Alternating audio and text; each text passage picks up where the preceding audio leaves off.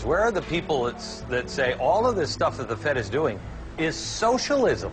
Well, we are socializing and nationalizing. Exactly. There was one, Ron Paul, but they drummed him out of the Republican Party. I mean, nobody would pay him any attention. He's the only guy that has the courage to speak the truth.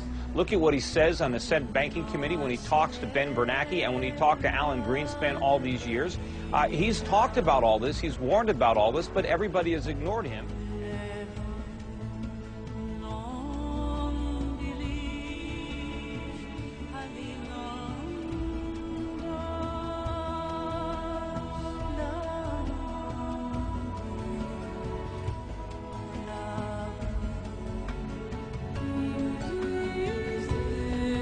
Also, to solve this problem, you have to understand why we're in a recession. I believe we're in a recession. I think it's going to get a lot worse.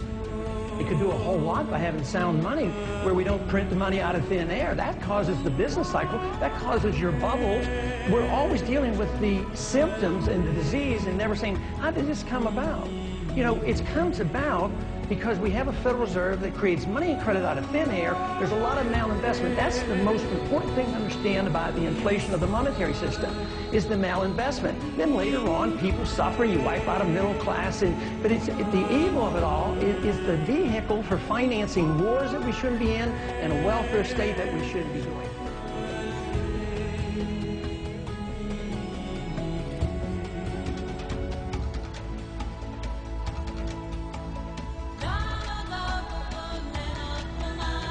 And the longer you delay the recession, the worse the recession is. And we've delayed a serious recession for a long time.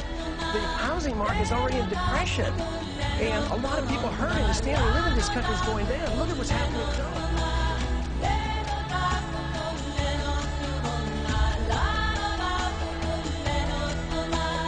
How are you going to protect the dollar?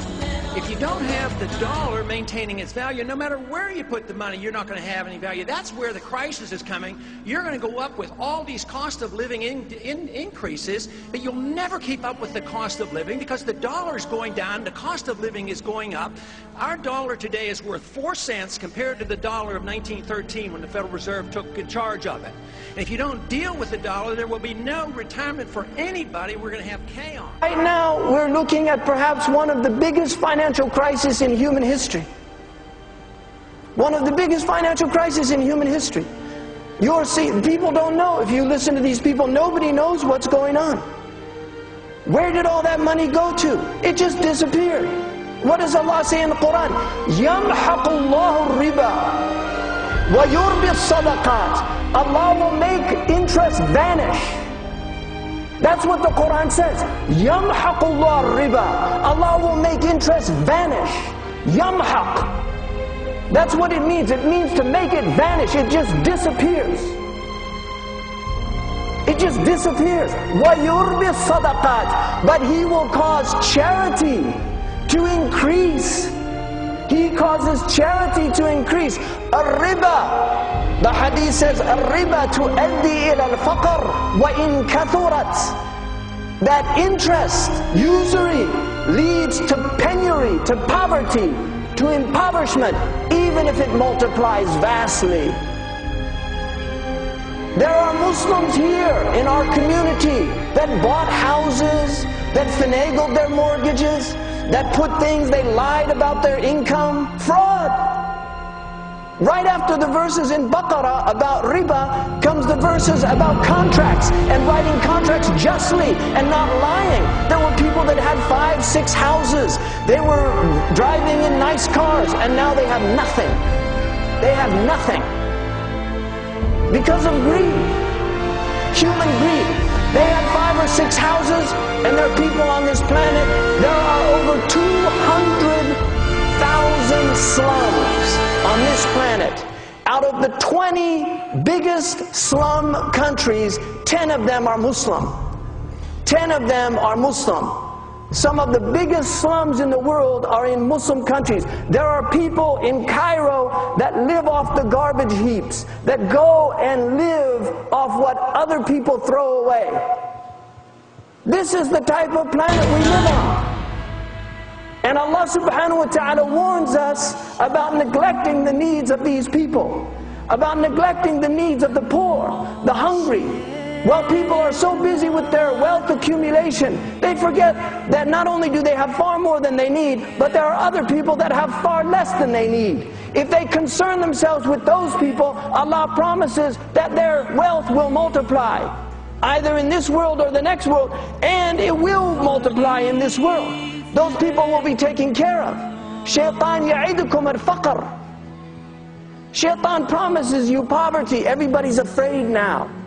Everybody's afraid. They're seeing their 401ks swallowed up. They're worried about their retirement. Well, it's just another day in Bangladesh.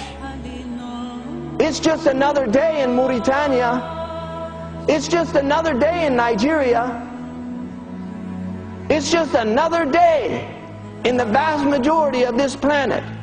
All these people that are afraid, welcome to the world. Welcome to the world. Welcome how the vast majority of people living on this planet experience the world. Only those people don't fear, because when you have nothing to lose, you're invincible. When you have nothing to lose, what are you afraid of? You're not worried about losing your stocks, are you? Because you don't have any stocks. You're not worried about losing your house because you live in a house made out of crates in Casablanca. And if it gets blown away by the wind, you just go out and collect more crates and make it again. I lived with Bedouin in the desert. I lived in a house made out of tree branches and sacks that were used for rice that were sewn together. That's how I lived for a year of my life.